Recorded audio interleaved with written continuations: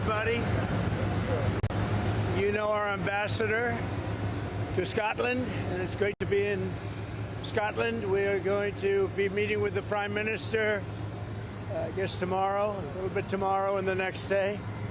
And we're going to do some great things. Do you have any questions?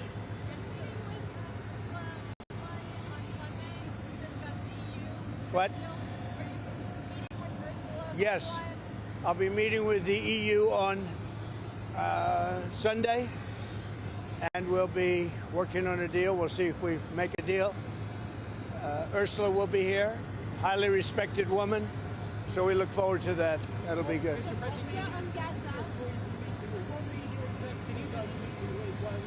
We'll have numerous executives that we're meeting with. We're going to be meeting with a lot of people. A lot of people will be staying at Turnberry, and then we're going to Aberdeen, which is the oil capital of Europe, actually. Mr. President, can you explain what is missing in the UK deal that you have to work out? Nothing. We I think it's more of a celebration than a workout. It's a great deal for both, and we're going to have a meeting on other things other than the deal. The deal is concluded.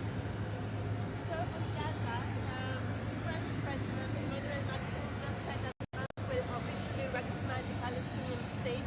What's your comment on Well, that's what he does. I mean, you know, that's fine if he does that. That's up to him. It's not up to me. I'm with the United States. I'm not with France. and the humanitarian situation in Gaza? We hear very dire warnings about I think it's terrible what happened with Hamas. They tapped everybody along, and we'll see what happens. We'll see what response Israel has to that. But it's getting to be that time. Are you concerned about the images? There's a 50-50 chance of a deal. What is left to work out? What are the final sticking points? I don't know. With the European Union, I think we have a good 50-50 chance. That's a lot.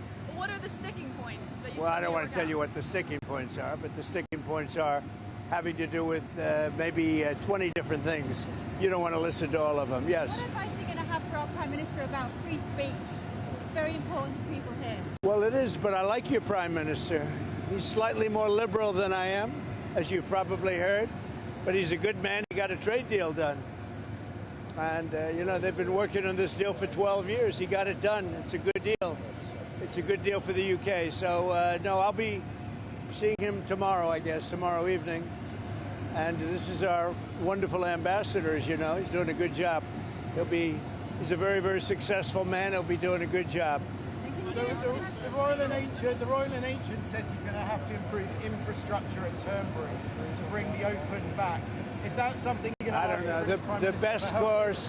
The best course anywhere in the world is Turnberry. The players all want to be at Turnberry.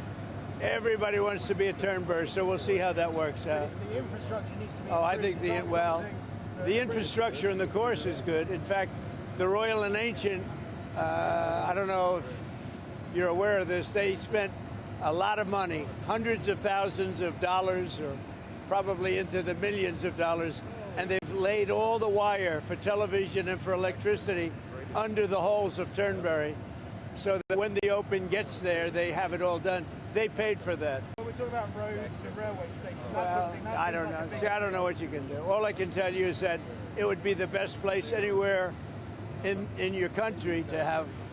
There's no place like it. There's no place like Turnberry. It's the best, probably the best course in the world. And I would say Aberdeen is right up there also.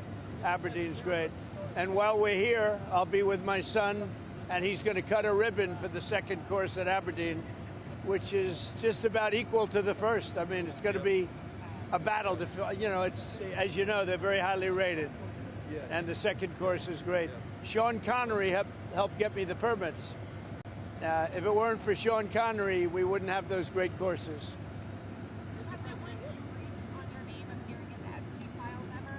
No, I was never briefed. No. Did you ask how... What are you hoping Todd, Blanche interviewing Ghislaine Maxwell? What are you hoping that they get out of that? I really have really nothing to say about it. She is being talked to by a very smart man, by a very good man, Todd Blanche. and I don't know anything about the conversation. I haven't really been following it. A lot of people are asking me about pardons. Obviously, this is no time to be talking about pardons. But a lot of people have asked about pardon. This is just not a time to be talking about pardons. Todd will come back with whatever he's got. You're making a very big thing over something that's not a big thing. You should be talking about, if you're going to talk about that, talk about Clinton, talk about the former president of Harvard, talk about all of his friends, talk about the hedge fund guys that were with him all the time. Don't talk about Trump. What you should be talking about is the fact that we have the greatest 6 months in the history of a presidency, according to a lot of people. And we had an amazing 6 months. And this is sort of an example of it. Now we're meeting with the European Union, we're also meeting with, as you know, the head of UK, Prime Minister, and I look forward to that. But we're meeting in terms of a deal. We're meeting with the European Union, and that would be actually the biggest deal of them all if we make it. Did you ask House Republican leaders to not vote on the resolution about releasing the files? I was never involved in that. I'm focused on making deals. I'm not focused on conspiracy theories that you are. I mean, I watch you people. It's so sad. You ought to talk about the success of our country instead of this nonsense that you talk about over and over again. You've done an amazing job on illegal migration in America. I have. People here are very worried about the situation. Record numbers. Well, I say two things to Europe. Stop the windmills. You're ruining your countries. I really mean it. It's so sad. You fly over and you see these windmills all over the place, ruining your beautiful fields and valleys and killing your birds, and if they're stuck in the ocean, ruining your oceans. Stop the windmills. And I mean, there's a couple of things I could say, but on immigration, you better get your act together. You're not going to have Europe anymore. You got to get your act together.